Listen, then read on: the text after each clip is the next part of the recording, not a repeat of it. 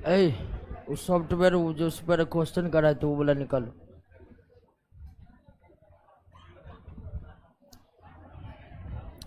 अभी जिसमें क्वेश्चन नहीं करा रहे थे यही सॉफ्टवेयर था। नहीं हमको तो लग रहा था दूसरा था। अच्छा अच्छा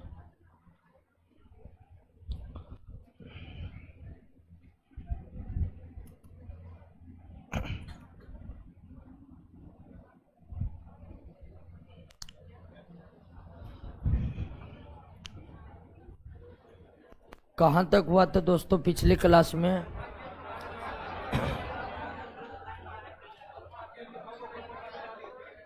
अच्छा अच्छा अल्फा पर फिर से बात करते हैं। तो हो गया।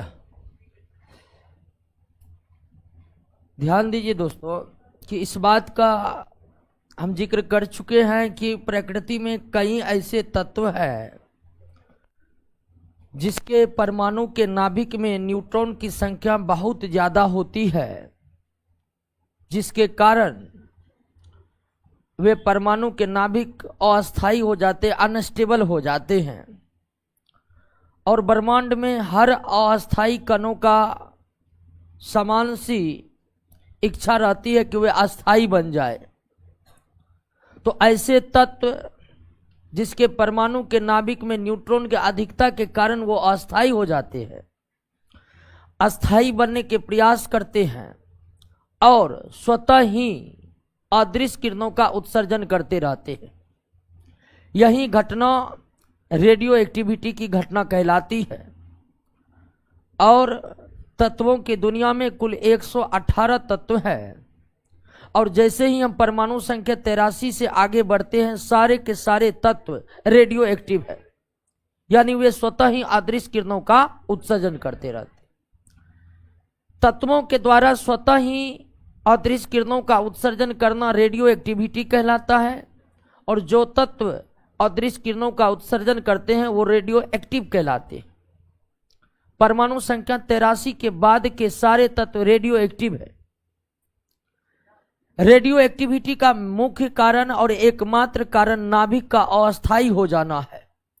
और नाभिक का अस्थायी हो जाने का एकमात्र कारण है कि न्यूट्रॉन की संख्या प्रोटॉन से काफी ज्यादा हो जाना है।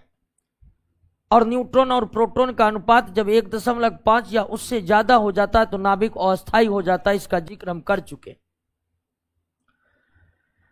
रेडियो एक्टिविटी की घटना का खोज हेनरी बेकुरेल ने किया था और रेडियो एक्टिविटी शब्द देने वाले मैडम क्यूरी थे।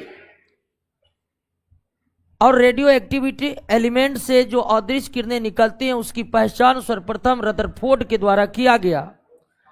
और रदरफोर्ड ने रेडियो एक्टिव एलिमेंट से निकलने वाले रेडियो एक्टिव रे का, यानी कि रेडियो सक्रिय किरणों का पहचान किससे किया, किस तरह किया, उसका जिक्र हम कर चुके। रेडियो एक्टिव एलिमेंट से 3 प्रकार के कण अल्फा बीटा गामा निकलते हैं।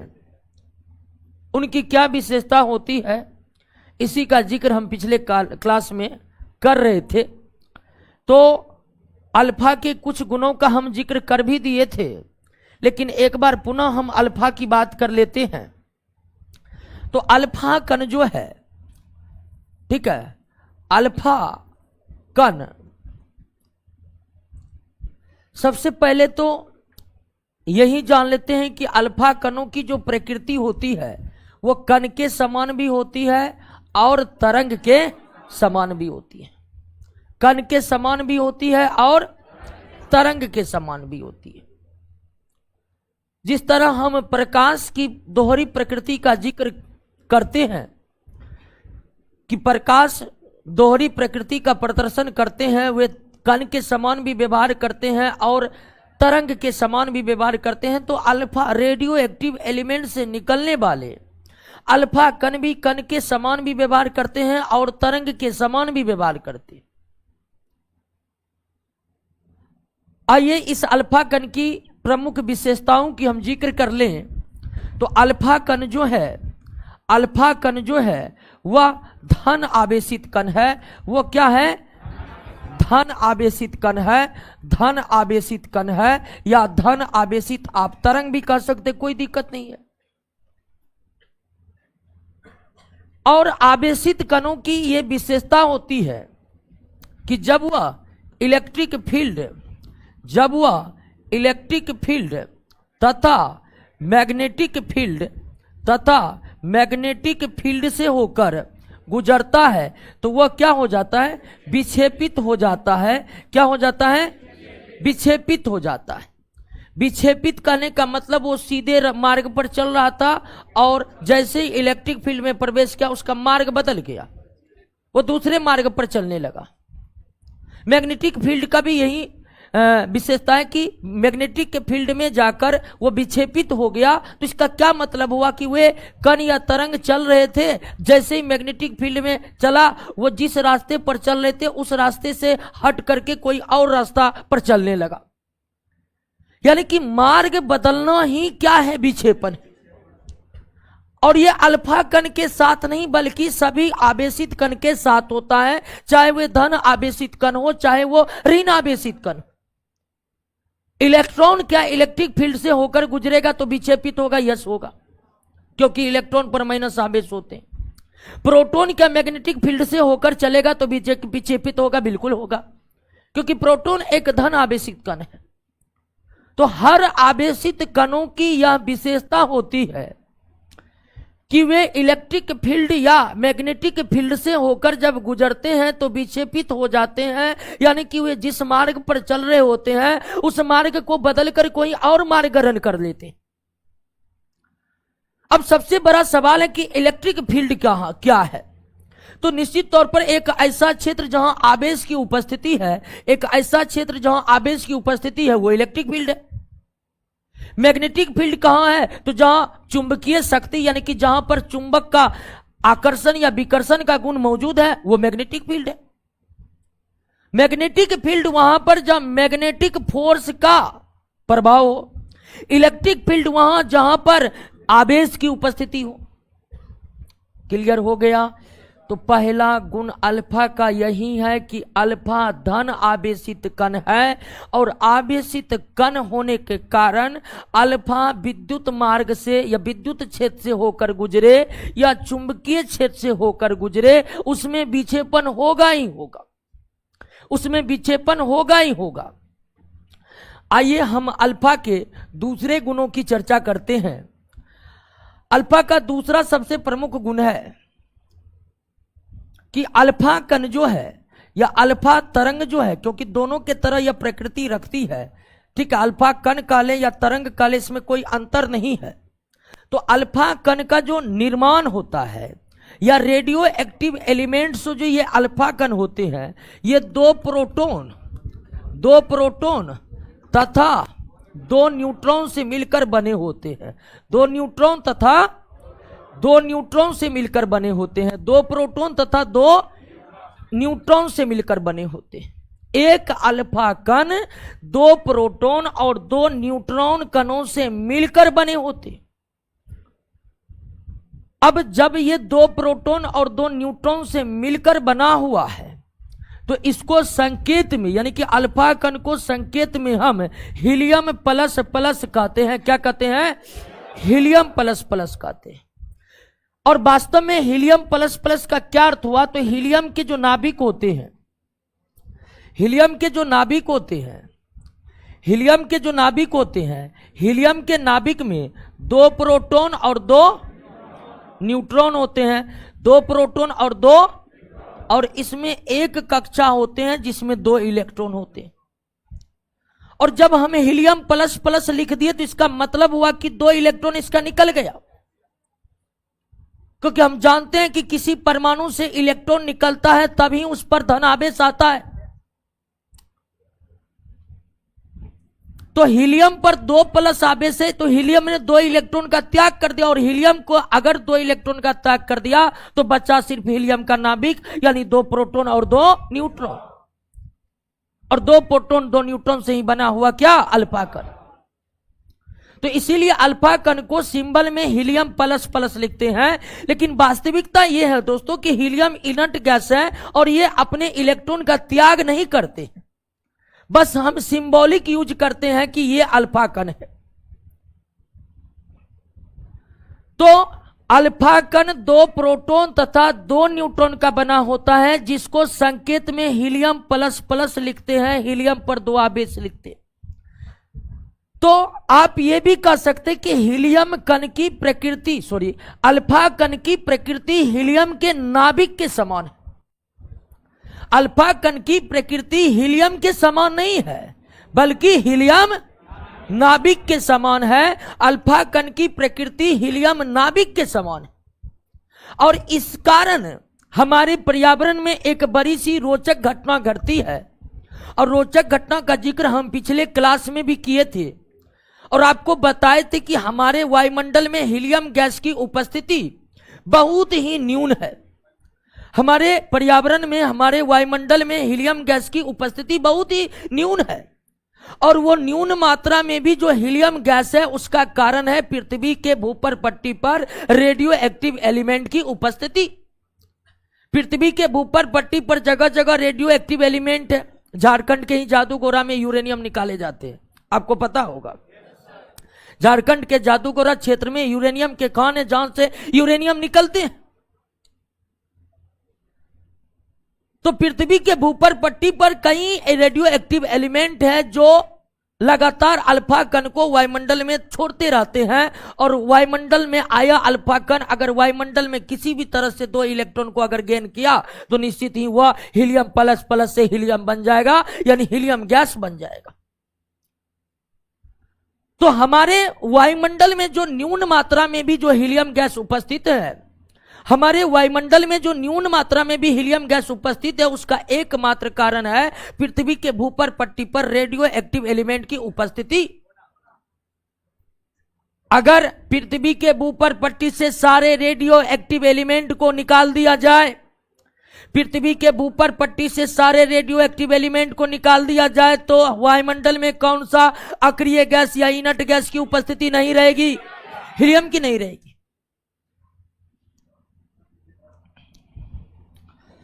अगली विशेषता पर आते हैं। अगली विशेषता पर आते हैं कि अल्फा कण का या ये तरंग के समान भी व्यवहार करता है, तो अल्फा कण का द्रव्यमान क्या होगा? अल्फा कण का द्रव्यमान क्या होगा? तो एक बात तो हम जान ही गए कि अल्फा कण का निर्माण 2 प्रोटॉन और 2 न्यूट्रॉन से हुआ है। अल्फा कण का निर्माण 2 प्रोटॉन और 2 न्यूट्रॉन से हुआ, तो इतना तो हम कह ही सकते हैं कि अल्फा कण का द्रव्यमान 2 प्रोटॉन 2 न्यूट्रॉन के द्रव्यमान के योग के बराबर होगा, है कि नहीं? और 1 प्रोटॉन का द्रव्यमान, 1 प्रोटॉन का अगर द्रव्यमान देखें तो 1 mu के बराबर होते हैं, और प्रोटॉन का द्रव्यमान लगभग न्यूट्रॉन के द्रव्यमान के क्या होते हैं? न्यूट्रॉन का द्रव्यमान प्रोटॉन से हल्का ही अधिक होता है, औसतन दोनों को बराबर ही माना जाता है। तो इस तरह से 1 न्यूट्रॉन का भी द्रव्यमान अगर देखें तो ये लगभग आपका कितना होगा? 1 mu होगा। ये हम एटॉमिक स्ट्रक्चर वाले चैप्टर में ही पढ़ चुके हैं। तो अगर अल्फा कण 2 प्रोटॉन 2 न्यूट्रॉन से बना हुआ है, तो एक बात तो क्लियर है कि अल्फा कण का द्रव्यमान टोटल का टोटल कितना होगा? 4 mu होगा कि नहीं होगा? अल्फा कण का द्रव्यमान टोटल का टोटल कितना होगा? 4 mu होगा। और अगर इसको हम केजी में निकाले तो ये बात आपको मालूम है कि नहीं है कि भूल गए कि 1 mu बराबर होता है 1.67 10 के पावर -27 केजी, -24 ग्राम या 27 केजी 1 mu। तो अगर अल्फा कण का द्रव्यमान 4 mu है और 1 mu का केजी में द्रव्यमान इतना होता है, तो अल्फा कण का द्रव्यमान 4 गुने 1.67 गुना 10 के पावर -27 केजी, 10 के पावर -27 केजी। और इस तरह से 7 चौके 28, 6 चौके 24, 2 26, 4 एकम 4 2 6 गुना 10 के पावर -27 केजी। क्लियर? एक, sorry sorry sorry sorry sorry, 6 होगा। 4 कम 4 2 6, मिस्टेक। क्लियर हो गया? तो अल्फा कण का द्रव्यमान अगर एमयू में व्यक्त करना है तो ये कितना होगा?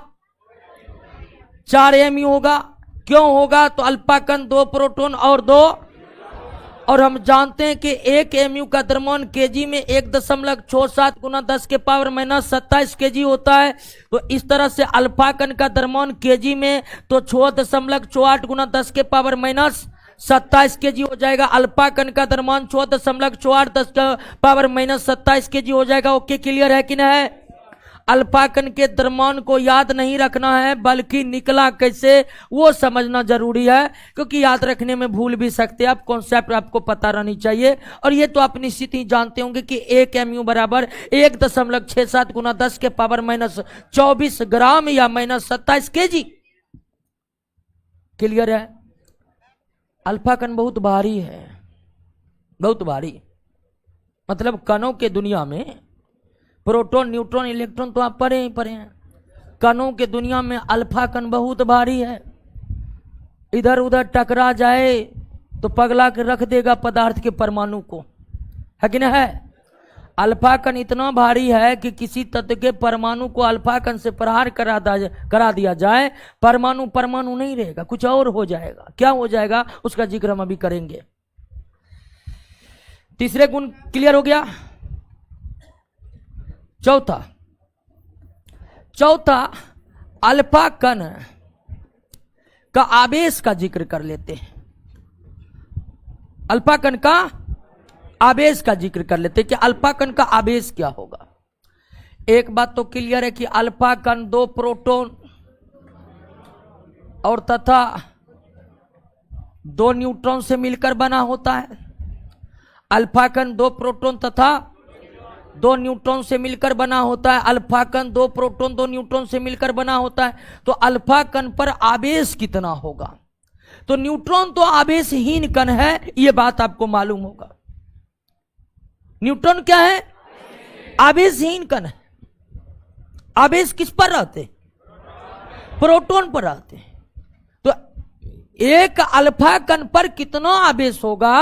उतना ही होगा जितना 2 प्रोटॉन पर होगा। अगर 1 प्रोटॉन की बात करें तो 1 प्रोटॉन पर जो आवेश होता है 1.66 गुना 10 के पावर माइनस 19 कूलम होता है कि नहीं होता है? ये प्लस में होता है। प्रोटॉन पर धन आवेश है और अल्फा पर भी धन आवेश है। तो प्रोटॉन पर जो धन आवेश रहता है दोस्तों 1.66 गुना 10 के पावर माइनस 19 कूलम, और 1 अल्फा का आवेश 2 प्रोटॉन के बराबर होगा, क्योंकि न्यूट्रॉन पर तो आवेश होता नहीं, आवेशहीन होता है।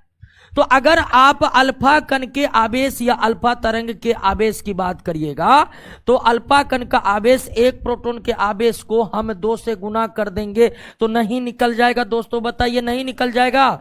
तो 6 दूनी 12, 6 दूनी 12 1 13, 2 कम 2 1 3 गुना 10 के पावर माइनस 19 कूलम। क्लियर है? बात समझ गए? कोई दिक्कत नहीं है? करे यूरेनियम का प्रयोग परमाणु बम में किया जाता है। परमाणु बम पर आएंगे हम, इसी चैप्टर में आएंगे परमाणु बम पर। हड़बड़ाइए नहीं, फिलहाल अल्फा को समझिए। तो अल्फा के आवेश का जिक्र हम कर दिए। अल्फा पर कोई दिक्कत? आप कोई दिक्कत है ना? आगे बढ़े। आइए 5वें गुण पर, 5वें गुण पर आ जाते हैं। अल्फा कण के भेदन शक्ति की बात कर लेते हैं। यानी कि किसी भी पदार्थ को भेदन शक्ति की बात करें तो अल्फा की जो भेदन शक्ति होती है, अल्फा की जो भेदन शक्ति होती है अन्य रेडियो एक्टिव एलिमेंट के तुलना में बहुत कम होती है, बहुत कम। अल्फा किसी चीज को अल्फा कण किसी पदार्थ को भेदने की क्षमता जो है वो बहुत कम होता है। इसमें बहुत कम का मतलब कि और जो रेडियो एक्टिव रे है बीटा और गामा, उसके तुलना में अल्फा की भेदन शक्ति क्या है, बहुत कम है। 1 मिलीमीटर मोटी एल्युमिनियम के परत को भी यह नहीं भेद पाता है। 1 मिलीमीटर मोटी एल्युमिनियम के परत को भी यह नहीं भेद पाता है। तो आप ये समझ सकते हैं कि अगर 1 मिलीमीटर मोटी एल्युमिनियम के परत को भी यह नहीं भेद पा रहा है, 1 मिलीमीटर मोटी एल्युमिनियम के परत को भी अगर यह नहीं भेद पा रहा है, तो निश्चित तौर पर इसकी भेदन शक्ति बहुत कम है। तो सभी रेडियो एक्टिव रे में, सभी रेडियो एक्टिव कणों के तुलना में अल्फा की भेदने की शक्ति, किसी दूसरे पदार्थ के भेदने की शक्ति बहुत कम है। और अगर इसके कारणों का हम जिक्र कर लें कि आखिर अल्फा कण की भेदने की शक्ति इतनी कम क्यों है, अगर इसके कारणों की जिक्र कर रहे कि अल्फा कण भेदने की शक्ति बहुत कम है, इसके क्या कारण है, तो पहला कारण है कि द्रव्यमान का अधिक होना। द्रव्यमान का क्या होना, अधिक होना। अब बताइए कि पत्थर में भेदने की क्षमता ज्यादा होगी कि ईटा में? समान वेग रहे तो किसमें ज्यादा भेदने की शक्ति होगी? क्या?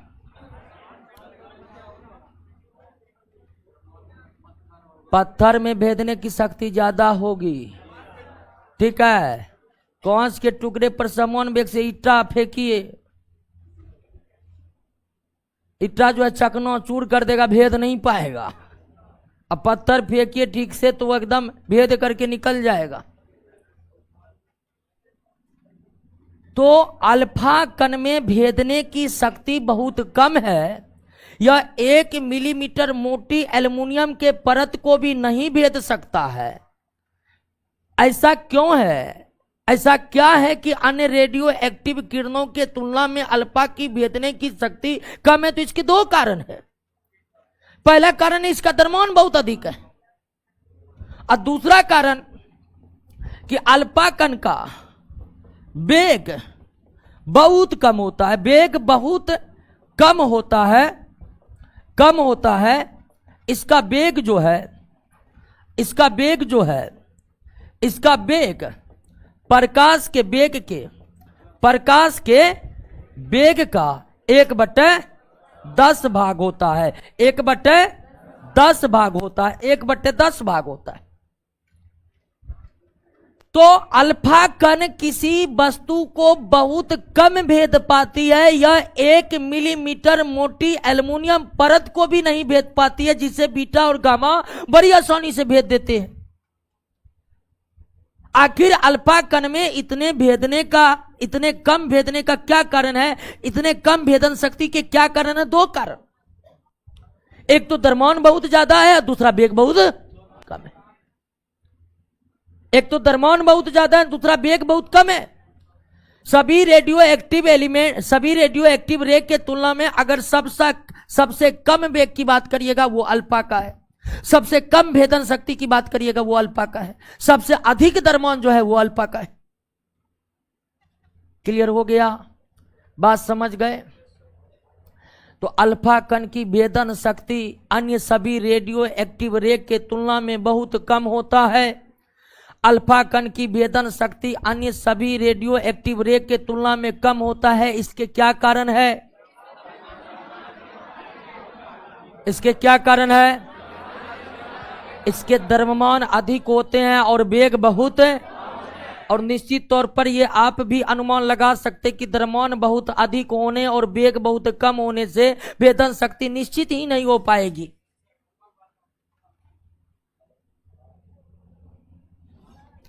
अगले गुणों की चर्चा कर लेते हैं।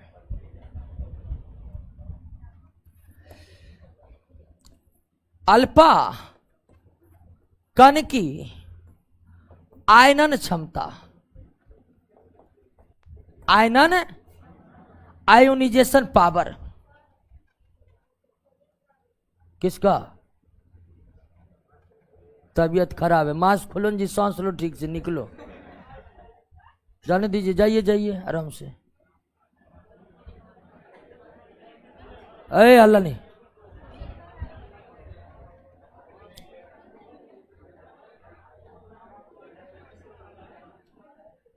जाइए जाइए, आराम से जाइए। अल्फा कण की, ध्यान दीजिए, अल्फा कण की आयनन क्षमता, अल्फा कण की आयनन क्षमता, अल्फा कण की आयनन क्षमता सबसे अधिक होता है, सबसे अधिक होता है, सबसे अधिक होता है। लेकिन अब हमें यह समझना है कि ये आयनन क्षमता होता क्या है, किसे कहेंगे आयनन क्षमता। तो आयनन क्षमता का मतलब हुआ कि अगर किसी एटॉम पर, अगर किसी एटॉम पर अल्फा कण का प्रहार होगा, अल्फा कण का प्रहार होगा, ये एटॉम इलेक्ट्रॉन का क्या कर देगा, त्याग कर देगा। या इलेक्ट्रॉन का क्या कर देगा, त्याग कर देगा। इलेक्ट्रॉन का क्या करेगा, और इलेक्ट्रॉन का जैसे ही परमाणु त्याग करेगा, परमाणु पर उत्पन्न हो जाएगा क्या, आवेश। और आवेशित परमाणु को हम क्या कहते हैं, आयनन कहते हैं। आवेशित परमाणु को ही हम क्या कहते हैं, आयन कहते हैं। तो अल्फा कण से आप किसी पदार्थ के परमाणु पर प्रहार कीजिएगा तो उसके परमाणु उत्तेजित हो जाएंगे, इलेक्ट्रॉन उसका बाहर निकलना स्टार्ट हो जाएगा। और अगर परमाणु का इलेक्ट्रॉन बाहर निकला तो उस पर आवेश उत्पन्न हो जाएगा, और आवेशित परमाणु को आयन कहते हैं, आयन कहते हैं। तो अल्फा कण की आयनन क्षमता बहुत ज्यादा होते हैं, जिससे पदार्थ के परमाणु पर प्रहार करिएगा उसको आयन में बदलने की क्षमता बीटा या गामा के तुलना से अल्फा में बहुत ज्यादा होता है, बहुत ज्यादा। बात को समझे कि नहीं समझे। ये उदासीन परमाणु को बहुत तेजी के साथ आयन में बदल देने का क्षमता रखता है। ये उदासीन परमाणु को आयन में बदलने की क्षमता बहुत तेजी के साथ कर देता है। अब आप कहिएगा कि अल्फा कण में इतने आयनन क्षमता का मतलब समझ गए ना, परमाणु को आयन में बदलने की क्षमता। आयनन क्षमता का मतलब परमाणु को आयन में बदलने की क्षमता। और आयन किसे कहते हैं, आवेशित परमाणु को आयन कहते हैं। धन आयन की बात करिए या ऋण आयन की बात करिए, दो प्रकार के आयन होते। तो अल्फा में की जो आयनन क्षमता होती है सबसे ज्यादा होती है, सबसे ज्यादा होती है। क्यों होती है इतनी आयनन क्षमता, तो द्रव्यमान अधिक होने के कारण। आयनन क्षमता अधिक क्यों होती है, तो द्रव्यमान अधिक होने के कारण। अभी इतना ज्यादा, 2 प्रोटॉन 2 न्यूट्रॉन से बना हुआ है, और उससे परमाणु को मार रहे हैं। परमाणु भी पगला जाएगा, इलेक्ट्रॉन सब बाहर निकलने लगेगा, क्या हो रहा है। तो आयनन क्षमता अधिक है अल्फा कणों में, आयनन क्षमता अधिक है अल्फा कणों में। इसका एकमात्र कारण है कि अल्फा का द्रव्यमान बहुत अधिक है। उतने अधिक द्रव्यमान वाले कण जब किसी पदार्थ के परमाणु पर प्रहार करते हैं, परमाणु उत्तेजित हो उठते हैं, इलेक्ट्रॉन को त्याग देते हैं, आयन में बदल जाते हैं। क्लियर हो गया। तो अल्फा की भेदन शक्ति बहुत कम है क्योंकि द्रव्यमान बहुत अधिक है, वेग बहुत कम। लेकिन आयनन क्षमता बहुत ज्यादा है क्योंकि द्रव्यमान बहुत अधिक है। और उतने अधिक द्रव्यमान वाले कोई कण अगर किसी पदार्थ के परमाणु पर प्रहार करते हैं, लगातार प्रहार करते हैं, तो निश्चित तौर पर परमाणु उत्तेजित हो जाएगा और इलेक्ट्रॉन का त्याग करेगा, आयन में बदल जाएगा। उदासीन परमाणु को आयन में बदलने की क्षमता ही क्या कहलाती है, उदासीन परमाणु को आयन में बदलने की क्षमता ही क्या कहलाती है, आयनन क्षमता कहलाती है, आयनन क्षमता। क्लियर हो गया। अब ध्यान दीजिए कि आप तो जानते हैं कि अल्फा कण की भेदन शक्ति बहुत कम है, अल्फा कण की भेदन शक्ति बहुत कम है। अल्फा शक्ति की भेदन शक्ति बहुत कम है, तो ये धातु के मोटे मोटे परतों को तो भेद नहीं पाएगा।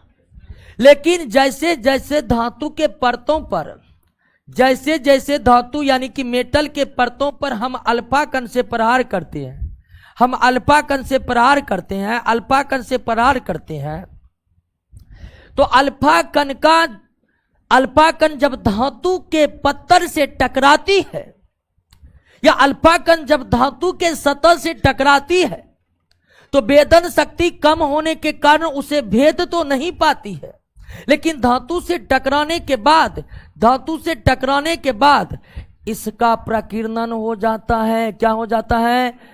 प्रकीर्णन हो जाता है, स्कैटरिंग हो जाता है। इसका क्या होता है? प्रकीर्णन हो जाता है, स्कैटरिंग हो जाता है। टकरा कर भिन्न भिन्न दिशाओं में छितरा जाने की घटना को ही क्या कहा जाता है? टकरा कर भिन्न भिन्न दिशाओं में छितरा जाने की घटना को क्या कहा जाता है? टकरा कर वापस लौटने की घटना परावर्तन कहलाता है। टकरा कर वापस लौटने की घटना परावर्तन कहलाता है। लेकिन टकरा कर भिन्न भिन्न दिशाओं में छितरा जाने की घटना क्या कहलाता है? प्रकीर्णन। तो जब भी अल्फा कण धातु के सतह से टकराती है, जब भी अल्फा कण धातु के सतह से टकराती है तो टकराने के बाद इस अल्फा कण का प्रकीर्णन हो जाता है। अल्फा कण का प्रकीर्णन हो जाता है क्योंकि अल्फा कण धातु के परतों को भेद नहीं पाती है। अल्फा कण धातु के परतों को भेद नहीं पाती।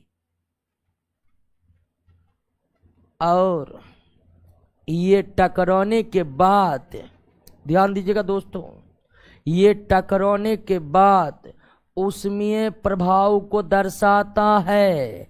ऊष्मीय प्रभाव का मतलब कि मेटल पर हम अल्फा कणों से प्रहार करेंगे, मेटल पर अल्फा कणों से प्रहार करेंगे, मेटल गर्म हो जाएगा। गर्म कैसे हो गया? क्योंकि उष्मा आ गया। उष्मा कहाँ से आ गया? टकराने से आ गया। क्यों आ गया? तो अल्फा कण ऊष्मीय प्रभाव को दर्शा रहा है, प्रदर्शन कर रहा है।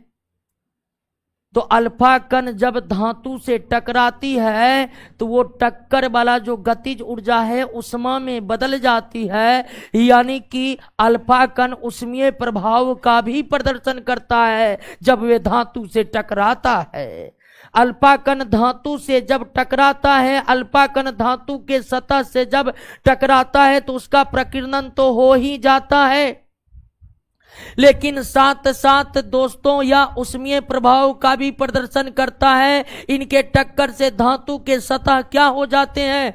गर्म हो जाते हैं। इनके सतह, इनके टक्कर से धातु के सतह क्या हो जाते हैं? क्लियर हो गया? बात समझ गए? Alpha clear? एक बार दोस्तों रिवाइज कर लेते हैं। ऑनलाइन वाले दोस्तों आइए एक बार रिवाइज कर लेते हैं। अब नोट में हो सकता है कुछ ज़्यादा हो, कुछ कम हो।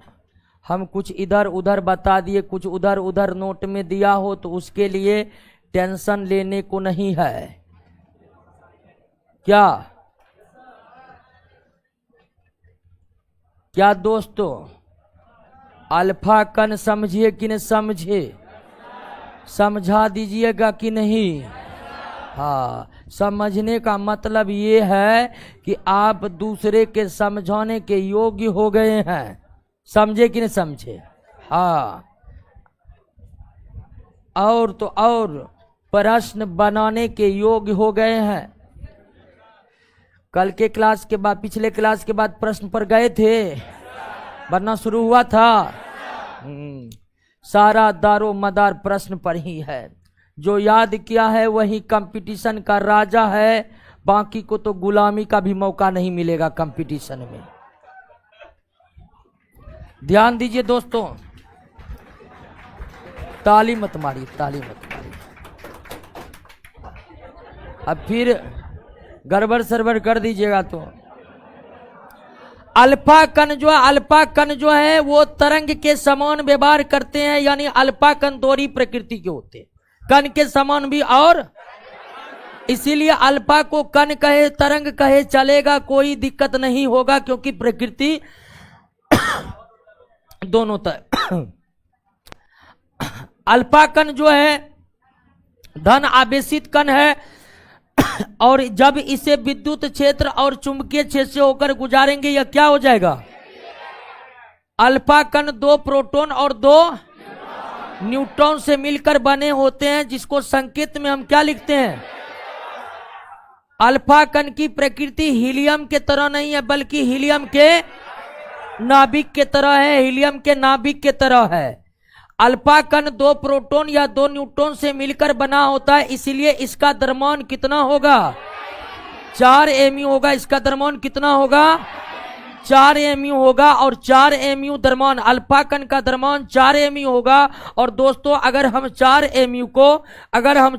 mu को केजी में बदलेंगे तो एक अल्फा कण का द्रव्यमान 6.68 गुना 10 के पावर माइनस 27 केजी हो जाएगा, 27 केजी होगा। और अल्फा की आवेश की बात करें दोस्तों, अल्फा की आवेश की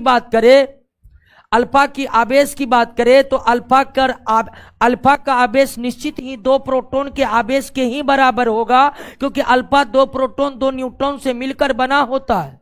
और अल्फा का आवेश 2 प्रोटॉन के आवेश के बराबर होगा, तो निश्चित ही अल्फा का आवेश हो जाएगा 3.32 गुना 10 के पावर माइनस, यानी एक अल्फा कण पर इतना कूलम का आवेश रहता है। एक अल्फा कण पर 3.32 गुना 10 के पावर माइनस 19 कूलम का आवेश रहता है। अल्फा कण की भेदन शक्ति, किसी भी धातु को भेदने की शक्ति बहुत कम होती।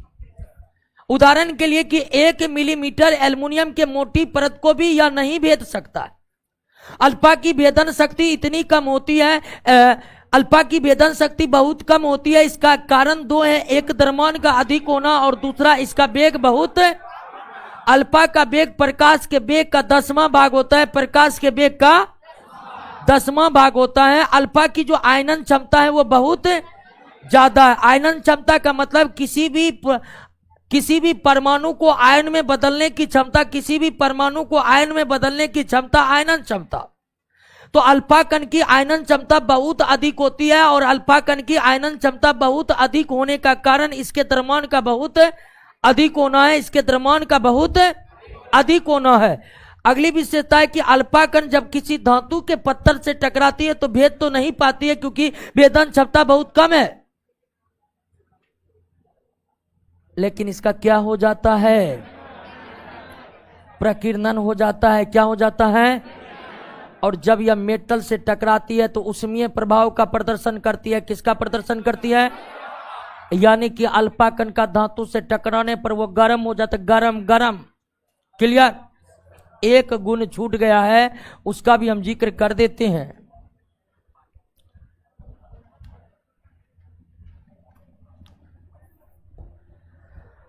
अल्फा जो है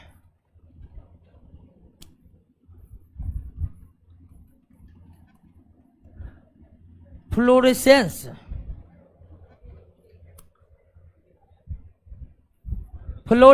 की घटना को, फ्लोरेसेंस को हिंदी में कहते हैं प्रतिदीप्ति। अल्फा कण जो है प्रतिदीप्ति की घटना को दर्शाता है। अल्फा कण जो है प्रतिदीप्ति के घटना को दर्शाता है, फ्लोरेसेंस की घटना को दर्शाता है। अब यह प्रतिदीप्ति की घटना क्या है? तो जब हम धातु के सतह पर मान लीजिए अल्फा कण से लगातार क्या किए? प्रहार किए। अल्फा कण से लगातार क्या किए? प्रहार किए। तो इस धातु से भी नए प्रकार के तरंग का क्या होने लगता है? उत्सर्जन होने लगता है। ठीक है। अगर किसी धातु पर अल्फा कण से हम क्या किए? प्रहार किए, तो धातु भी एक दूसरे प्रकार के तरंग का उत्सर्जन करने लगता है। अल्फा कण के प्रहार से धातु के सतह के द्वारा तरंग के उत्सर्जन की घटना को ही प्रतिदीप्ति कहा जाता है, फ्लोरेसेंस कहा जाता है। बात को समझे कि समझे? और ये घटना और ये धातु धातु के सतह तब तक तरंग का उत्सर्जन करते रहती है, जब तक हम अल्फा कणों का प्रहार करते रहे। अल्फा कण के प्रहार को अगर हम बंद कर दे तो फिर ये तरंग का उत्सर्जन भी क्या कर देगा? बंद कर देगा। और ये तरंग जो है ना, इसकी प्रकृति अल्फा कण से नहीं मिलती, एक दूसरे प्रकार के तरंग का उत्सर्जन होता है। धातु के सतह पर अल्फा कणों के प्रहार से, धातु के सतह पर अल्फा कणों के प्रहार से धातु के द्वारा उत्सर्जित होने वाले, धातु के द्वारा तरंग उत्सर्जित होने की घटना को ही प्रतिदीप्ति कहते हैं। तो अल्फा कण प्रतिदीप्ति की घटना को दिखाता। हालांकि अल्फा कण सभी धातुओं पर प्रतिदीप्ति की घटना को दर्शाता। दो प्रमुख यौगिक है, धातु नहीं है, यौगिक है, जिनके साथ यह प्रतिदीप्ति की घटना को दर्शाता। एक जिंक सल्फाइड है और दूसरा है बेरियम प्लेटिनो साइनाइड। ये दो मुख्य धातु है जिसके साथ अल्फा कण प्रतिदीप्ति की घटना को उजागर करता है। क्लियर हो गया बात? समझ गए ना? फ्लोरिसेंस या प्रतिदीप्ति की घटना क्या है? अल्फा कण के प्रहार से एक अलग तरह के तरंगों का जब उत्सर्जन होने लगता है तो इसी घटना को हम क्या कहते हैं? प्रतिदीप्ति कहते हैं। इसी घटना को हम क्या कहते हैं दोस्तों? प्रतिदीप्ति कहते हैं। क्या कहते हैं? प्रतिदीप्ति। क्लियर? कोई दिक्कत नहीं ना? अब है कि अल्फा कण मानव के शरीर को, मानव के त्वचा को क्या इफेक्ट डाल सकता है? बिल्कुल। अल्फा कण में मानव त्वचा को जला देने तक की क्षमता होती है। यानी कि अल्फा जैसे अदृश्य कण अगर हमारे त्वचा पर पड़ेगा तो इससे ये हमारे शरीर के लिए बड़ी खतरनाक स्थिति है। तो अल्फा कण मानव के लिए हानिकारक है, मानव त्वचा के लिए हानिकारक है, और मानव ही नहीं है, पशुओं के त्वचा के लिए भी हानिकारक।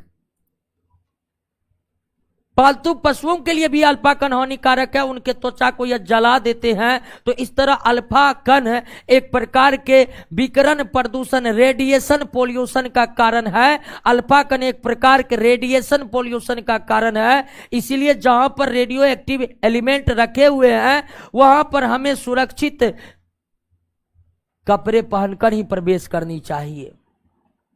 और आपको हम बताए थे कि रेडियो एक्टिव एलिमेंट जो है उसका भंडारण शीशा के बर्तन में किया जाता है। पीवी लेड या शीशा के बर्तन में किया जाता है, क्योंकि रेडियो एक्टिव एलिमेंट से निकले अदृश्य किरणों को शीशा के बर्तन क्या कर लेता है? सोख लेता है। क्या कर लेता है? सोख लेता है। इसलिए रेडियो एक्टिव एलिमेंट का भंडारण कहां पर होता है?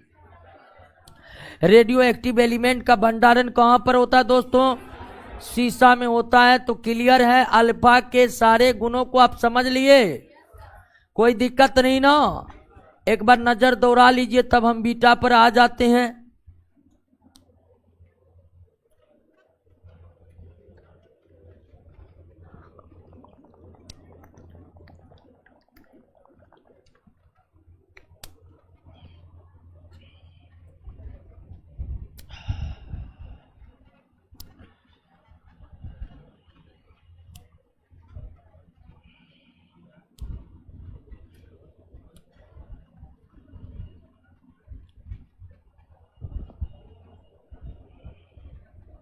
और ये नो 8 नंबर से पहले देखे, 8 नंबर से पहले 8 नंबर देखे, 8 नंबर। ये तो बता दिया अब ये द्रव्यमान कितना होगा। अल्फा कण गैसों की आयनीकरण करने की क्षमता सबसे अधिक होती है। सही तो है। हम गैस के जगह पदार्थ का जिक्र किए हैं, तो गैस भी पदार्थ है कि ना है?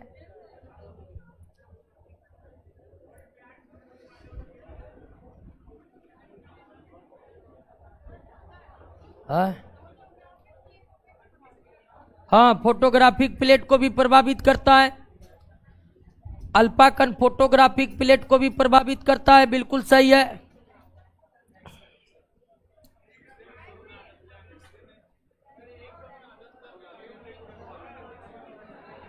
एक मिनट। अरे अल्फा किरणों की चाल प्रकाश की चाल की तुलना में बहुत कम होती, बताए थे ना? इन किरणों के चाल लगभग 1/10 भाग के बराबर होता है, बताए थे। भिन्न भिन्न रेडियो सक्रिय तत्व से निकलने वाले अल्फा कणों की चाल में भिन्नता पाई जाती है। मतलब सारे रेडियो एक्टिव एलिमेंट से निकलने वाले अल्फा कण की चाल एक समान। यूरेनियम से अल्फा कण निकला, रेडियम से अल्फा कण निकला, पोलेनियम से अल्फा कण निकला, उसके चाल में क्या हो जाती है? भिन्नता हो जाती है, किसी का अधिक किसी का कम। लेकिन औसत चाल की बात करें तो औसत चाल प्रकाश की चाल का 1/10वां भाग होता है। बिल्कुल सही है। तो अल्फा कण धन आवेशित कण है, विद्युत और चुंबकीय क्षेत्र से गुजरने पर विक्षेपित होता है। इसका आवेश 4 प्रोटॉन या 2 प्रोटॉन 2 न्यूट्रॉन के द्रव्यमान के बराबर होता है। अल्फा का आवेश 2 प्रोटॉन के आवेश के बराबर होता है। अल्फा प्रतिदीप्ति के गुणों को उजागर करता है। अल्फा धातु के सतह से टकराकर उसका प्रकीर्णन हो जाता है और उसमें प्रभाव को दर्शाता है। और अल्फा की भेदन शक्ति सबसे कम है, द्रव्यमान अधिक और वेग कम होने के कारण। और अल्फा की आयनन शक्ति बहुत ज्यादा है, द्रव्यमान अधिक होने के। आइए बीटा की हम बात करते हैं।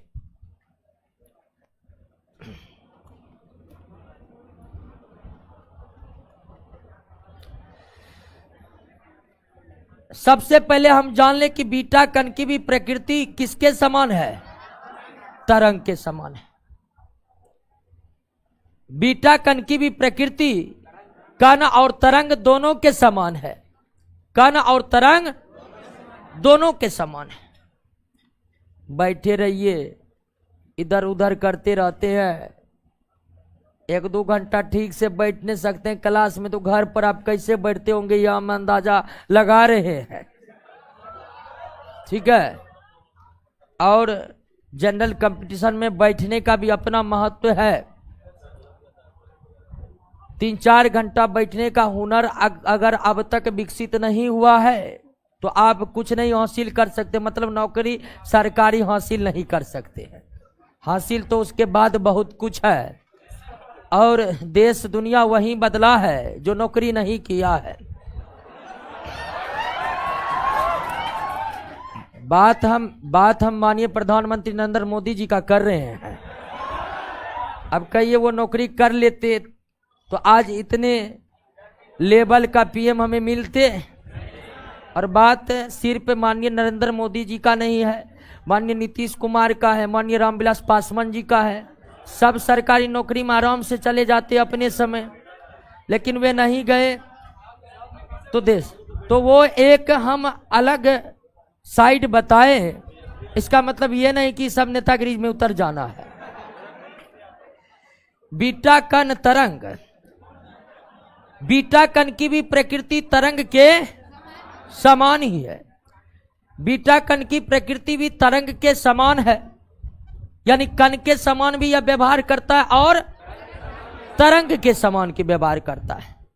और अल्फा कण के बारे में हम विस्तार पूर्वक अगर चर्चा कर लिए तो बीटा में उतना लेट नहीं लगेगा समझने में आपको। अगर बीटा कण की बात करें तो यह ऋण आवेशित कण है। क्या है? ऋण आवेशित कण है, यानी इस पर ऋणात्मक आवेश उपस्थित रहता है। यह ऋण आवेश तरंग है। और निश्चित तौर पर अगर बीटा ऋण आवेशित कण है, आवेशित कण है, तो यह भी विद्युत क्षेत्र से होकर गुजरेगा, इसमें विक्षेपण आ जाएगा। यह भी चुंबकीय क्षेत्र से गुजरेगा तो इसमें विक्षेपण आ जाएगा। क्योंकि हम पहले से जान चुके कि हर आवेशित कण जो विद्युत क्षेत्र और चुंबकीय क्षेत्र से होकर गुजरते हैं उसका विक्षेपण हो जाता है। तो क्या बीटा कण को विद्युत क्षेत्र से गुजारने पर, क्या बीटा कण को विद्युत क्षेत्र से गुजारने पर क्या उसमें विक्षेपण होगा? बिल्कुल होगा। क्यों? तो आवेशित कण है, हर आवेशित कण के साथ होता है। क्या बीटा को चुंबकीय क्षेत्र से गुजारने पर इसमें विक्षेपण होगा? बिल्कुल होगा। हर आवेशित कण के साथ होता है, इसके साथ भी होगा। तो बीटा कण ऋण आवेशित कण है और अल्फा कण के तरह यह भी जब विद्युत क्षेत्र और चुंबकीय क्षेत्र से होकर गुजरेगा तो इसमें विक्षेपण हो जाएगा, अर्थात इसके मार्ग में परिवर्तन हो जाएगा। दूसरी विशेषता है कि बीटा कण जो है इसकी प्रकृति किसके समान है? इलेक्ट्रॉन के समान है। एकदम हूबहू कहिए कि इलेक्ट्रॉन ही है। बीटा कण की प्रकृति एकदम इलेक्ट्रॉन के समान है, या आप ये भी कह सकते हैं कि इलेक्ट्रॉन के समान इसका सब कुछ है। आप ये भी कह सकते कि ये इलेक्ट्रॉन ही है तो भी दिक्कत नहीं है। लेकिन ध्यान देना है दोस्तों, बीटा कण की प्रकृति इलेक्ट्रॉन के तरह है। बीटा कण वास्तव में ही इलेक्ट्रॉन ही है, लेकिन ये याद रखना है कि बीटा कण बनने में इलेक्ट्रॉन की कोई भूमिका नहीं है, क्योंकि हम जानते हैं कि बीटा कण रेडियो एक्टिव एलिमेंट का उपज है, और रेडियो एक्टिव एलिमेंट के रेडियो एक्टिविटी के लिए इलेक्ट्रॉन किसी भी तरह से जिम्मेदार नहीं है। रेडियो एक्टिविटी की घटना के लिए केवल और केवल परमाणु का नाभिक जिम्मेदार है। तो बीटा कण इलेक्ट्रॉन से बना हुआ कण है, लेकिन इलेक्ट्रॉन इसको निर्मित करते हैं, रेडियो एक्टिव एलिमेंट का इलेक्ट्रॉन इसको निर्मित करते हैं, ऐसा कुछ भी नहीं है। नाभिकीय क्रियाओं के कारण ही, नाभिकीय परिघटनाओं के कारण ही, न्यूक्लियर फिनोमेना के कारण ही बीटा कण की भी उत्पत्ति होती है। अब दोस्तों, अगर आप जान ही गए हैं कि बीटा कण अगर आप जान ही गए कि बीटा कण हूबहू इलेक्ट्रॉन के जैसा है, तो बीटा का द्रव्यमान किसके बराबर होगा? इलेक्ट्रॉन के द्रव्यमान के बराबर। बीटा का आवेश किसके बराबर होगा? इलेक्ट्रॉन के आवेश के माइनस में। तो बीटा कण का द्रव्यमान इलेक्ट्रॉन के द्रव्यमान के बराबर होते हैं, और इलेक्ट्रॉन का द्रव्यमान क्या होता है? नगण्य होता है। इलेक्ट्रॉन का द्रव्यमान क्या होता है? नगण्य होता है। इलेक्ट्रॉन का द्रव्यमान क्या होता है? नगण्य होता है। और बीटा कण का आवेश क्या होगा? तो इलेक्ट्रॉन का बना है, तो इलेक्ट्रॉन के आवेश के बराबर होगा। अब कहिएगा एक ही इलेक्ट्रॉन का बना है? बिल्कुल एक ही इलेक्ट्रॉन का बना। एक बीटा कण का निर्माण एक ही इलेक्ट्रॉन जैसे कणों से हुआ है। तो बीटा कण का द्रव्यमान इलेक्ट्रॉन के द्रव्यमान के बराबर है, और इलेक्ट्रॉन का द्रव्यमान इतना कम इतना कम इतना कम कि नहीं के बराबर है। तो अल्फा कण और बीटा कण के हम द्रव्यमान की तुलना करें तो बीटा कण कंकर पत्थर है, और बीटा के सामने अल्फा एक पूरा का पूरा पहाड़ है। यानी कि बीटा के तुलना में अल्फा कण का द्रव्यमान बहुत ज्यादा है, बहुत ज्यादा, बहुत ज्यादा। अब ध्यान दीजिए कि इतने हल्का कण है बीटा, इतने अल्फा हल्का कण है, तो बीटा का की अगर वेग की बात करें, बीटा कण का जो वेग की बात करें कि इसका वेग लगभग प्रकाश के वेग के बराबर होता है। लगभग प्रकाश के वेग के क्या होता है? बराबर होता है। लेकिन थोड़ा कम होता है, ज्यादा नहीं, थोड़ा कम ही होता है। इतना कम होता है, इतना कम होता है कि लगभग बराबर ही होता है। तो बीटा कण का जो वेग है वो अल्फा के वेग से काफी ज्यादा, इसका वेग प्रकाश के वेग के लगभग बराबर है, लगभग बराबर। और इसकी बीटा की भेदन शक्ति की बात करें, बीटा की भेदन शक्ति की बात करें, बीटा की भेदन शक्ति की बात करें तो निश्चित ही अल्फा के तुलना में क्या है? अल्फा के तुलना में क्या है? ज्यादा है। अल्फा के तुलना में क्या है? ज्यादा है। क्यों है? तो उसका भी दो कर। एक की बीटा का द्रव्यमान अल्फा से बहुत कम है, और दूसरा बीटा का वेग अल्फा से बहुत, जहां एक और अल्फा का वेग प्रकाश के वेग का 10वां भाग था, इसका वेग प्रकाश के बराबर है। तो बीटा की जो भेदन शक्ति होती है, किसी धातु के परत को भेदने की जो शक्ति होती है, वो अल्फा से कई गुना ज्यादा होती है, कई गुना ज्यादा। और बीटा की भेदन शक्ति अल्फा से कई गुना ज्यादा क्यों होती है? इसका क्या कारण है? इसका कारण यही है कि बीटा का द्रव्यमान बहुत कम है, बीटा का द्रव्यमान बहुत कम है, जबकि वेग बहुत ज्यादा है, वेग बहुत ज्यादा है। समझे कि नहीं समझे? भेदन शक्ति, भेदन शक्ति, समझिए कि अल्फा बम का गोला है, तबाही मचाएगा वो, और बीटा बंदूक की गोली है, भेद कर निकल जाएगा।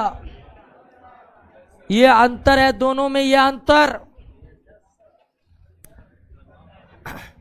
अब फिर बीटा की भेदन शक्ति तो बहुत हो गई, बीटा की भेदन शक्ति तो बहुत हो गई, लेकिन अगर बीटा की आयनन क्षमता की अब बात करिएगा, आयनन क्षमता की बात करिएगा, बीटा की आयनन क्षमता की बात करिएगा, ये अल्फा से बहुत कम होता है, ये अल्फा से बहुत कम।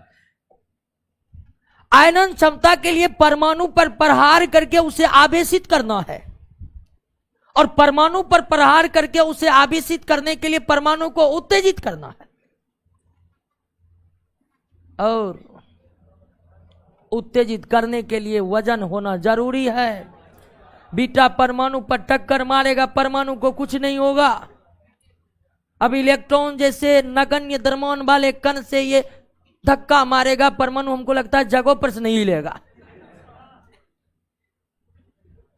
तो बीटा की जो आयनन क्षमता होती है नगण्य द्रव्यमान के कारण अल्फा के तुलना में बहुत कम होती है। बीटा की जो आयनन क्षमता होती है, बीटा की जो आयनन क्षमता होती है वह नगण्य द्रव्यमान होने के कारण अल्फा के तुलना में बहुत कम होती है। तो बीटा का भेदन शक्ति अल्फा से बहुत ज्यादा है, लेकिन बीटा की आयनन क्षमता अल्फा से बहुत कम है, अल्फा से बहुत कम है। उसके बाद प्रतिदीप्ति की घटना बीटा भी दिखा रहा था, सॉरी अल्फा भी दिखा रहा था, प्रतिदीप्ति का घटना बीटा भी दिखाता है। सेम तत्व के साथ, सेम यौगिकों के साथ, जिंक सल्फाइड के साथ प्रतिदीप्ति के गुण को अल्फा भी दर्शा रहा था, बेरियम प्लेटिनो साइनाइड के साथ अल्फा भी प्रतिदीप्ति के गुण को दर्शा रहा था, बीटा भी दर्शाता है। क्लियर हो गया? बात को समझ गए? अल्फा भी मानव त्वचा के लिए हानिकारक है, अब बीटा भी। बीटा तो मानव त्वचा को भेद कर अंदर चला जाता है, उथल पुथल मचाते रहता है। तो अगर कहिए कि बीटा जो है अल्फा के तुलना में बीटा कण मानव त्वचा के लिए और भी ज्यादा हानिकारक है, और भी ज्यादा, क्योंकि इसकी भेदन शक्ति बहुत ज्यादा होती, इसकी भेदन शक्ति बहुत ज्यादा होती। अब नहीं लगता बताने की कोई जरूरत है, एक बार पढ़िए तो बीटा का।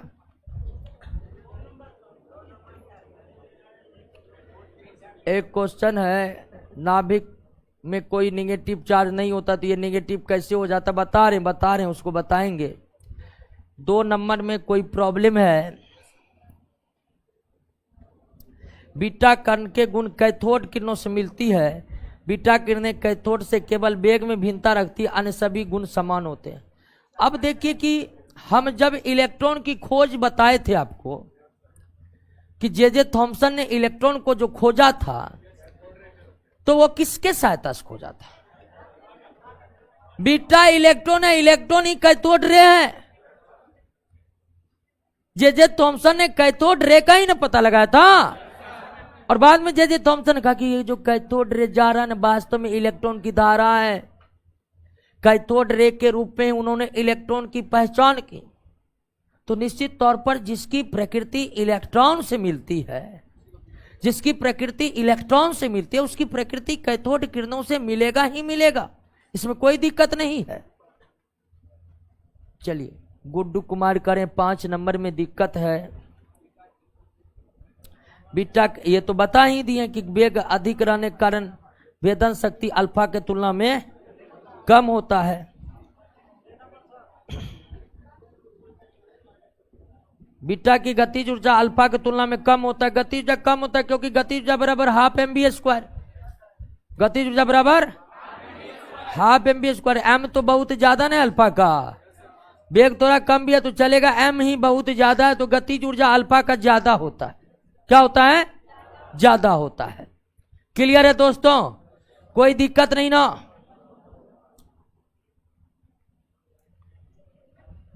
अब तो गामा का नहीं भी बताएंगे तो चलेगा, ठीक है। गामा का व्यवहार कण के समान नहीं है, केवल और केवल तरंग के समान। तरंग के समान है।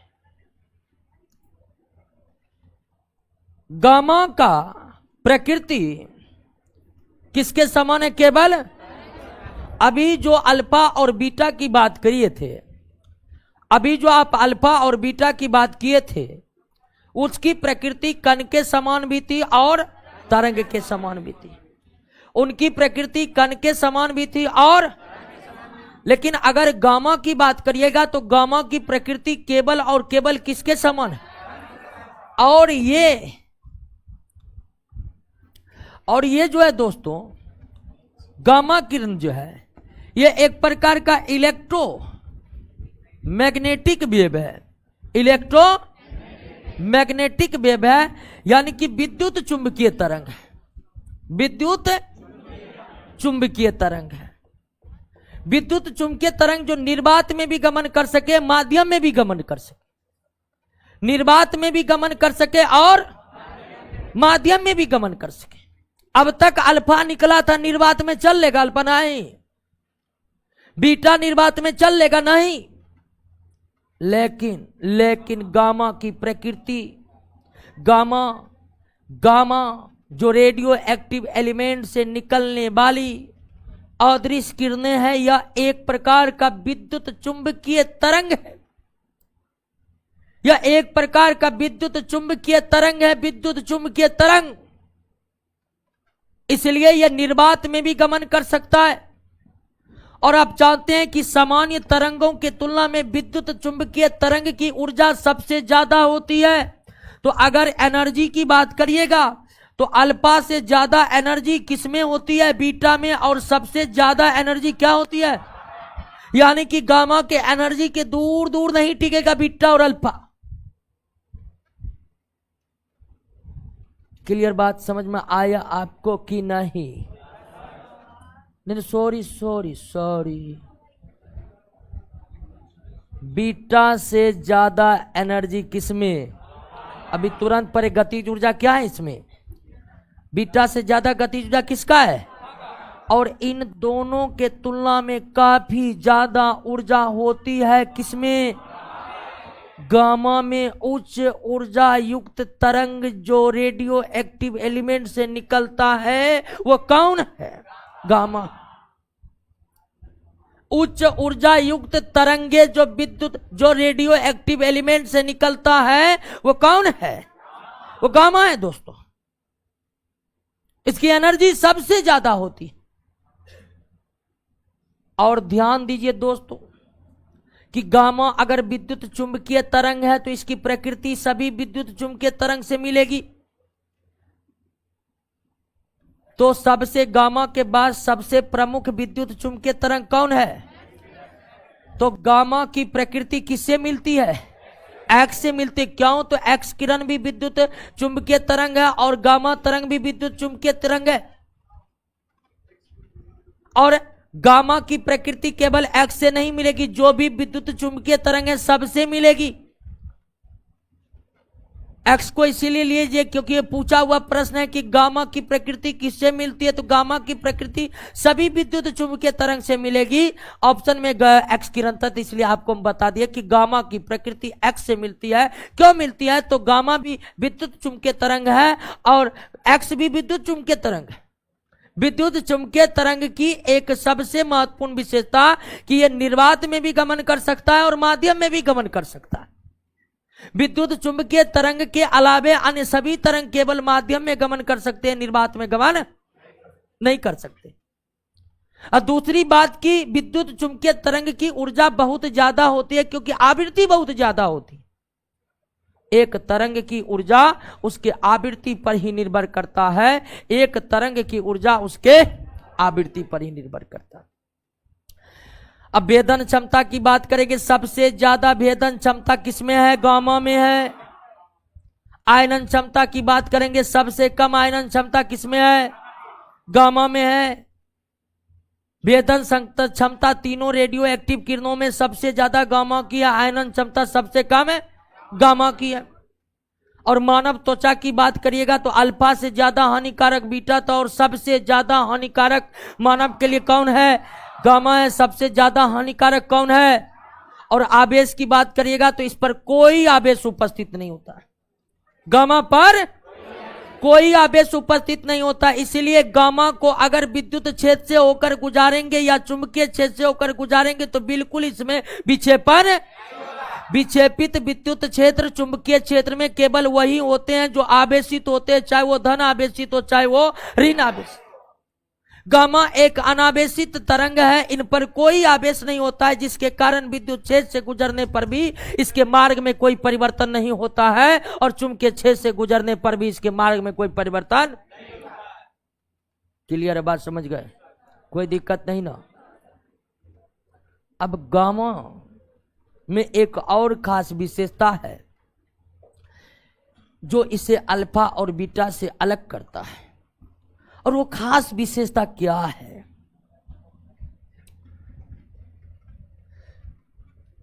वो खास विशेषता क्या है कि आप ये देखे थे कि अल्फा कण और बीटा कण, हालांकि इसकी प्रकृति तरंग और दोनों का तरंग, ये दोनों ही फ्लोरेसेंस यानी कि प्रतिदीप्ति की घटना को दर्शाया था। और प्रतिदीप्ति क्या है ये आप समझ ही गए हैं ना। लेकिन अगर आप गामा की बात करिएगा, गामा तरंग की बात करिएगा, ये तो फ्लोरेसेंस की घटना को दर्शाता ही दर्शाता है, लेकिन साथ साथ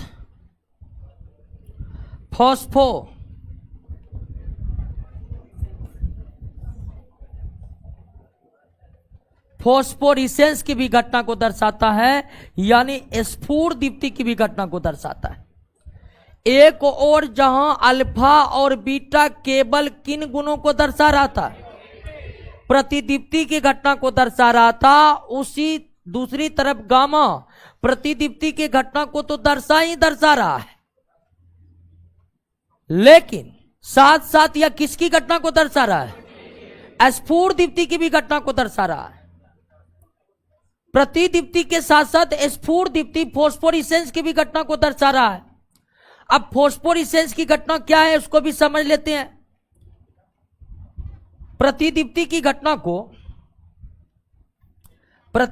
घटना में क्या था कि हमने अल्फा कण का प्रहार किए, अल्फा कण का प्रहार करवाया, इससे धातु के परत एक्साइटेड हो गए, और धातु का परत एक्साइटेड होकर के एक नए प्रकार के तरंग का क्या करने लगे? उत्सर्जन करने लगे। एक नए प्रकार के तरंग का क्या उत्सर्जन? और ये जब तक हम अल्फा कण का प्रहार करें तब तक तरंग निकलते रहा।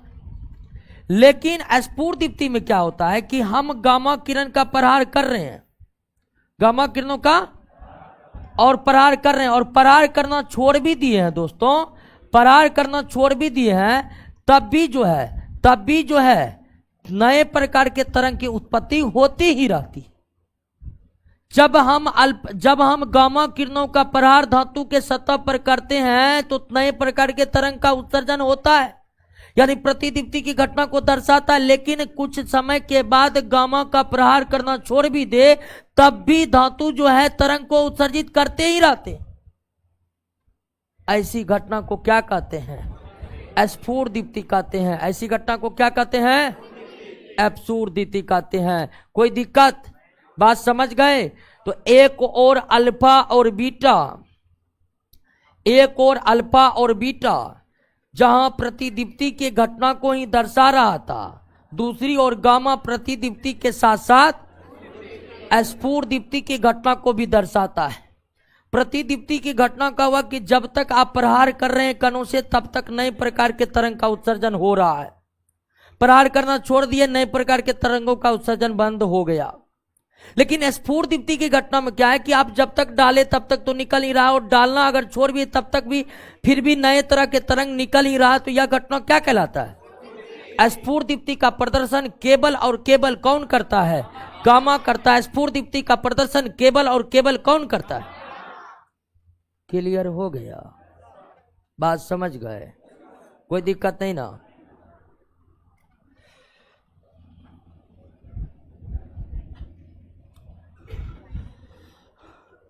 आइए अगला टॉपिक क्या है एक बार।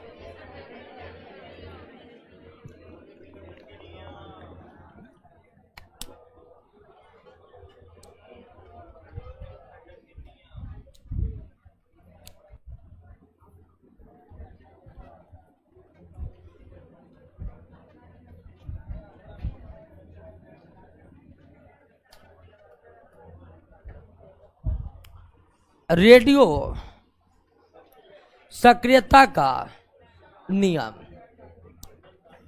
Disintegration of radioactive decay, मतलब रेडियो एक्टिव क्षय का नियम। अब आप तो ये जान ही गए कि रेडियो एक्टिव एलिमेंट अल्फा निकालेगा, बीटा निकालेगा, गामा निकालेगा, लेकिन ये भी जानना बहुत जरूरी है कब क्या निकालेगा, कैसे निकालेगा, है कि नहीं है? ये जानना बहुत आवश्यक है कि रेडियो एक्टिव एलिमेंट किस नियमों के अधीन अल्फा बीटा गामा निकालते हैं। क्या हरदम निकालते हैं कि जब मन होता है तब तब निकालते हैं कि निकालते ही रहते हैं? यही समझना है रेडियो सक्रियता के नियमों का। लेकिन पहले उन वैज्ञानिकों को याद कर लेना अति आवश्यक है जो इस नियम को प्रतिपादित किए, और उन वैज्ञानिक का नाम है सॉडी तथा फॉन्जस। रेडियो सक्रियता के नियम का प्रतिपादन किसने किया? सॉडी तथा फॉन्जस ने। सॉडी तथा, इसके द्वारा हमें यह पता चलेगा कि किस नियमों के अधीन radio active element radio active रे का उत्सर्जन करते हैं। तो रेडियो सक्रियता के नियम का प्रतिपादक कौन है? सॉडी तथा फॉन्जस। अब ध्यान दीजिए, यह नियम क्या कहता है? यह नियम कहता है दोस्तों, पहला नियम है कि कोई भी रेडियो एक्टिव एलिमेंट के नाभिक क्या होता है? अस्थायी होता है।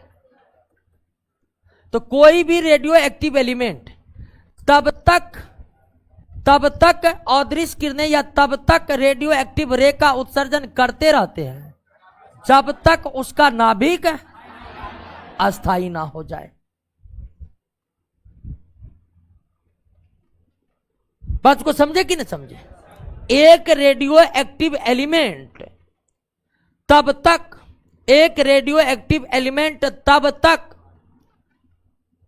अदृश्य किरणें या अल्फा बीटा गामा जैसे किरणों का उत्सर्जन करते रहता है जब तक वो अस्थायी नाभिक में न बदल जाए, तब तक उत्सर्जन होते रहता है। पहला नियम समझे? एक मिनट, एक क्वेश्चन है, ले लेते हैं। क्या क्वेश्चन है? बहुत टेंशन में है। क्या हुआ पता नहीं। अच्छा, ले लेंगे दोस्तों, कमेंट आगे निकल चुका है। पहले है, ध्यान दीजिए, फिर हल्ला करिएगा, मूड भसक जाएगा मेरा, पहले समझ लीजिए। हल्ला मत करिए, हल्ला से बहुत चिड़चिड़ापन आ जाता है हमको। नाभिक, ये हम जानते हैं। पहले आइए सब एक मिल करके रेडियो सक्रियता के नियमों को समझ लेते हैं। यह हम जानते हैं कि रेडियो एक्टिव एलिमेंट के परमाणु के नाभिक अस्थायी होते हैं, और अस्थायी बनने के प्रयास करने के कारण ही वो रेडियो एक्टिव बन जाते हैं। तो एक रेडियो एक्टिव एलिमेंट तब तक रेडियो एक्टिव रे का उत्सर्जन करते रहता है जब तक वो क्या ना बन जाए? अस्थायी ना बन जाए। अब सवाल है कि कैसे अस्थायी बनेगा? तो सभी रेडियो एक्टिव एलिमेंट अंततः किस में बदल जाते हैं? सीसा में बदल जाते हैं। किस में बदल जाते हैं? सीसा में बदल जाते हैं। जितने भी रेडियो एक्टिव एलिमेंट है ना, वो अल्फा बीटा गामा को निकालते रहते हैं और तब तक अल्फा बीटा गामा को निकालते रहते हैं जब तक वह खुद किस में ना कन्वर्ट हो जाए, अस्थाई नाभिक में ना कन्वर्ट हो जाए। और सभी रेडियो एक्टिव एलिमेंट अंततः किस में बदलकर अस्थाई बनते हैं? यानी तत्वों के दुनिया में सबसे अस्थाई तत्व कौन है? सबसे अस्थाई तत्व कौन है?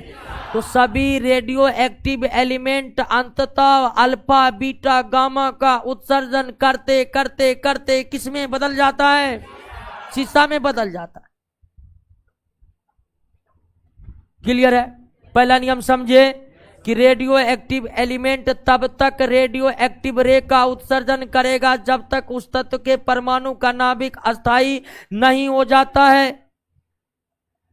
सभी radio active element alpha beta gamma उत्सर्जित करते करते करते उनके परमाणु में लगातार बदलाव आते जाता है और अंततः जब वो सीसा के रूप में बदल जाता है तो वो अस्थाई हो जाते हैं।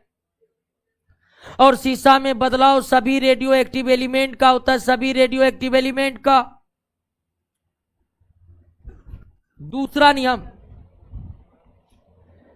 नियम यह है कि रेडियो एक्टिव उत्सर्जन को बाहरी या भौतिक या फिर बाहरी कारकों द्वारा रोका नहीं जा सकता है। क्लियर है? अगर एक radio active element radio active रे का उत्सर्जन कर रहा है तो उसे आप किसी भी बाहरी कारक भौतिक या रासायनिक विधियों के द्वारा रोक, यानी आप चाहिएगा कि दाब लगाकर बल लगाकर अभिक्रिया कराकर उससे रेडियो एक्टिव एलिमेंट निकलवाना बंद करा दे तो ऐसा संभव नहीं है। किसी भी तरह से रेडियो एक्टिव एलिमेंट से हम रेडियो एक्टिव रे को निकलना बंद ना तो किसी भौतिक विधियों के द्वारा यानी ताप लगाकर, ताप देकर, उष्मा देकर, गर्म कर कर, बल लगाकर, दाब आरोपित कर कर, ये सब भौतिक विधि के द्वारा हो गया। रासायनिक विधि किसी विलयन में डाल दिए, किसी से अभिक्रिया करवा दिए, वगैरह वगैरह वगैरह। तो आप ना तो रासायनिक विधियों के द्वारा रेडियो एक्टिव एलिमेंट से रेडियो एक्टिव रे को निकलवाना बंद कर सकते हैं, न ही भौतिक विधियों के द्वारा। रेडियो एक्टिव रे से रेडियो एक्टिव रे निकलना तभी बंद होगा जब वो किसमें कन्वर्ट होगा, अर्थात वो क्या होगा। उससे पहले आप कुछ भी कर लीजिए, पृथ्वी को ही क्यों ना उलट दीजिए। क्लियर हो गया? तीसरा पर आए। तीसरा नियम है कि कोई भी रेडियो एक्टिव एलिमेंट एक बार में एक अल्फा या एक बीटा का उत्सर्जन करता है। कोई भी रेडियो एक्टिव एलिमेंट एक बार में या तो एक अल्फा का उत्सर्जन करेगा या एक बीटा का उत्सर्जन करेगा। एक बार में ना तो दो अल्फा का उत्सर्जन हो सकता है, ना ही दो बीटा का उत्सर्जन करते हो सकता है, ना ही एक बार में अल्फा बीटा दोनों का एक साथ उत्सर्जन हो सकता है। कोई भी रेडियो एक्टिव एलिमेंट एक बार में या तो एक अल्फा का उत्सर्जन करेगा या तो एक बीटा का उत्सर्जन करेगा। एक बार में ना तो दो अल्फा का उत्सर्जन होता है, ना ही दो बीटा का उत्सर्जन होता है, और ना ही एक बार में अल्फा बीटा एक साथ उत्सर्जित होता है। क्या एक रेडियो एक्टिव एलिमेंट एक साथ अल्फा बीटा का उत्सर्जन कर सकते हैं? नहीं। क्या रेडियो एक्टिव एलिमेंट एक साथ दो अल्फा का उत्सर्जन कर सकते हैं? नहीं। क्या रेडियो एक्टिव एलिमेंट एक साथ दो बीटा का उत्सर्जन कर सकते हैं? बिल्कुल नहीं। अब क्यों नहीं पूछिएगा, ये सोडी फोर्जस का नियम है, ऐसे ही होता है, उसको ये साबित कर चुके। ऐसे क्यों होता है? इसका कोई कारण नहीं है, ऐसे ही होता है, हमें समझना है। और जब अल्फा निकल जाता है या बीटा निकल जाता है तो सबसे अंत में क्या निकलता है? गामा निकलता है। सबसे अंत में गामा। अल्फा उत्सर्जन के बाद गामा नहीं भी निकले, अल्फा उत्सर्जन के बाद गामा, लेकिन बीटा उत्सर्जन के बाद गामा नितांत रूप से निकलता है दोस्तों, मतलब अनिवार्य रूप से निकलता है। क्लियर हो गया? तो एक रेडियो एक्टिव एलिमेंट एक बार में एक अल्फा या एक बीटा का उत्सर्जन करता है। कोई रेडियो एक्टिव एलिमेंट एक बार में 2 अल्फा या 2 बीटा का उत्सर्जन नहीं कर सकता है, तथा कोई रेडियो एक्टिव एलिमेंट एक बार में अल्फा बीटा का भी उत्सर्जन नहीं कर सकता है। और जब कोई रेडियो एक्टिव एलिमेंट अल्फा का या बीटा का उत्सर्जन कर देता है तो उसके बाद किसका उत्सर्जन होता है? उसके बाद किसका उत्सर्जन होता है? यानी गामा का उत्सर्जन सबसे अंत में होता है। और यह भी ध्यान में रखना है कि अल्फा उत्सर्जित हो गया तो उसके बाद गामा उत्सर्जित नहीं भी हो सकता है, हो भी सकता है। लेकिन बीटा उत्सर्जन के बाद अल्फा भी उत्पन्न, बीटा उत्सर्जन के बाद निश्चित ही किसका उत्सर्जन होगा? गामा का उत्सर्जन होगा। क्लियर? अब है कि अल्फा निकलने से क्या होता है।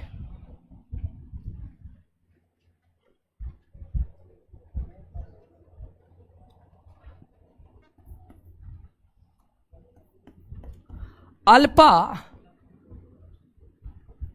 निकलने का प्रभाव, अगर किसी रेडियो एक्टिव एलिमेंट से अल्फा निकल गया तो क्या हुआ? तो हम जानते हैं कि अल्फा 2 प्रोटॉन और 2 न्यूट्रॉन से मिलकर बना है। तो एक अल्फा का मतलब 2 प्रोटॉन और 2 न्यूट्रॉन निकल गया ना जी।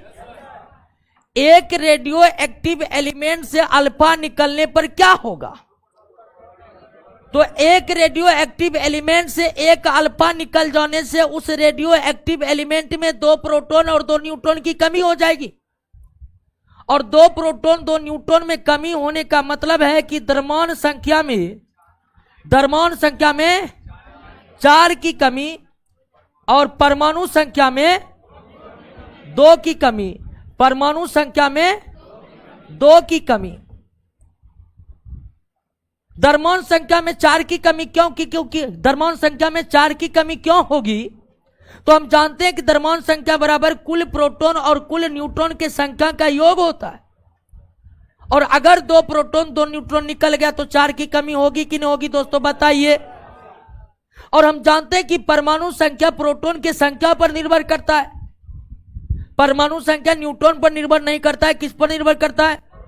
तो 2 प्रोटॉन भी निकला है तो परमाणु संख्या में 2 की कमी आ जाएगी। तो अगर कोई रेडियो एक्टिव एलिमेंट एक अल्फा कण निकाल दिया, एक रेडियो एक्टिव एलिमेंट एक अल्फा कण को निकाल दिया तो मतलब 2 प्रोटॉन 2 न्यूट्रॉन को निकाल दिया।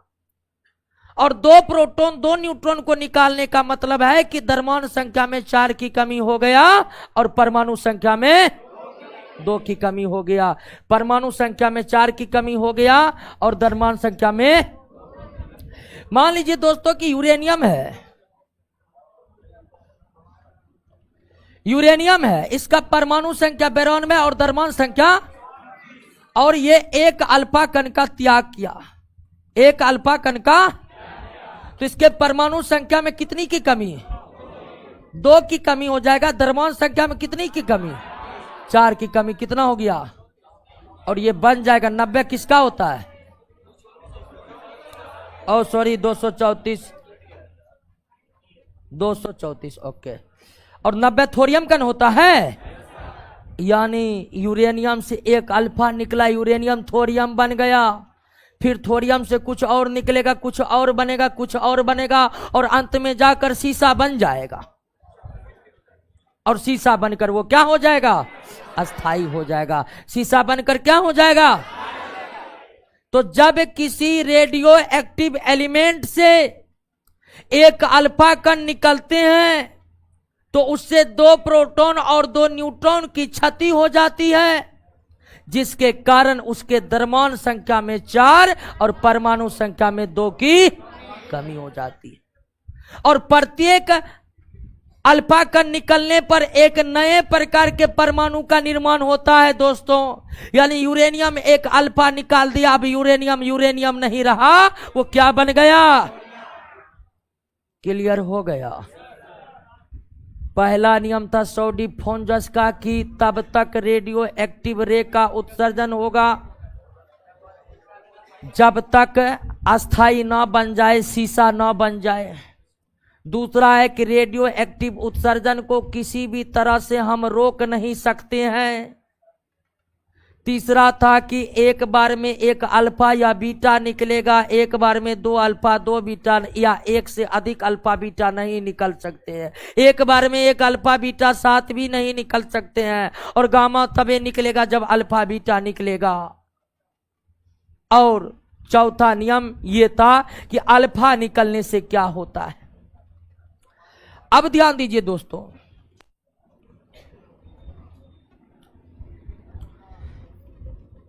पांचवा नियम ना,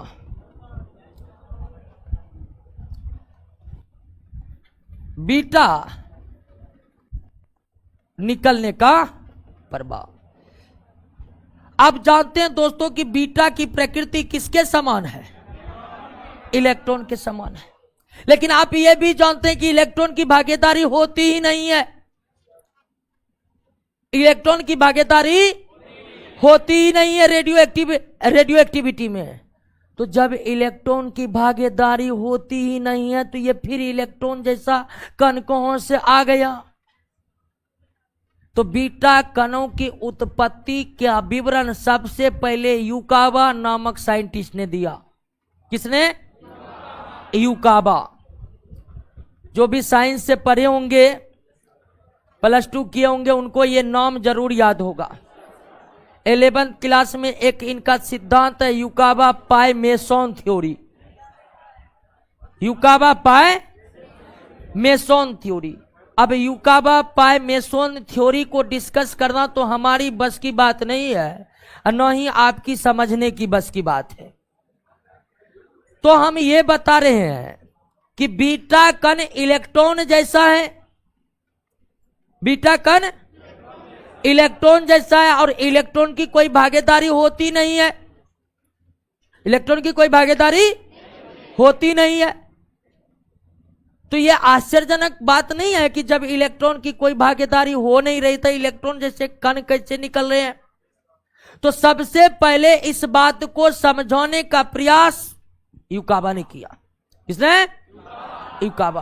युकावा ने बताया कि बीटा कैसे निकल रहा है।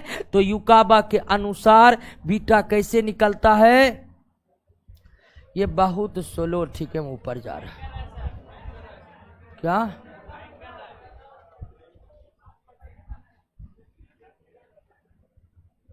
ओके, बीटा को नीचा करते हैं।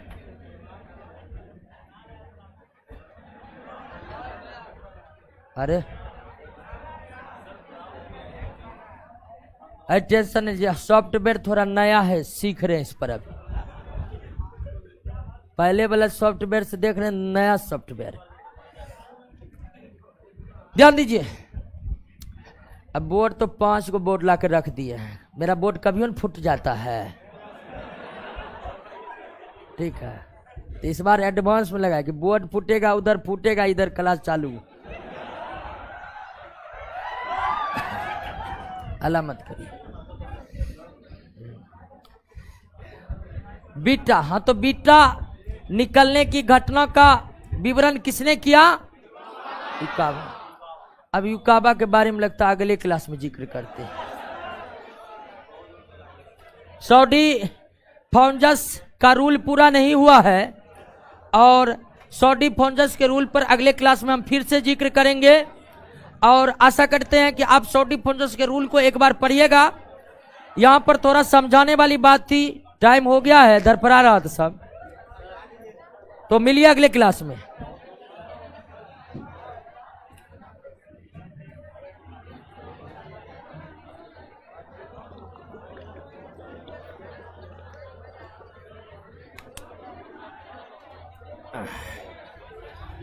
बोलिए ऑनलाइन वाले दोस्तों। सत्येंद्र कुमार युकाबा सेकेंड फ्लोर वाला टूट गया था। हाँ टूट गया था।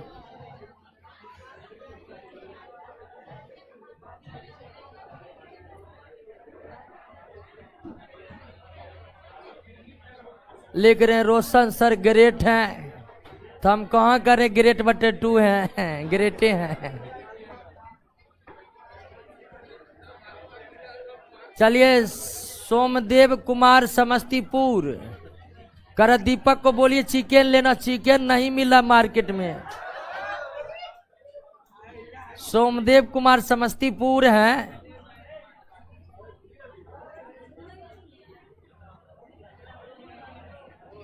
प्रिंस कुमार राव, अंकुर कुमार, कृष्णा कुमार, अमन कुमार, कृति सिंह, राजकुमार। आज का देखिए राजकुमार का कमेंट पढ़िए तो क्या लिखा है, शायद टेक्निकल बात ही लिखा है। चलिए अमन कुमार जी बोल रहे हैं रूपक को बोलिए 2 नींबू ले लेना।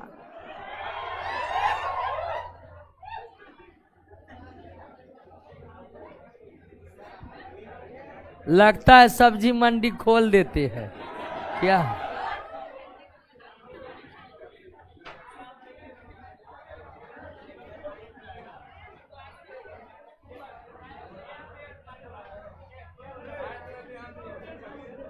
ठीक है दोस्तों, मिलते हैं अगले क्लास में सॉडी और फंजस के रूल के साथ।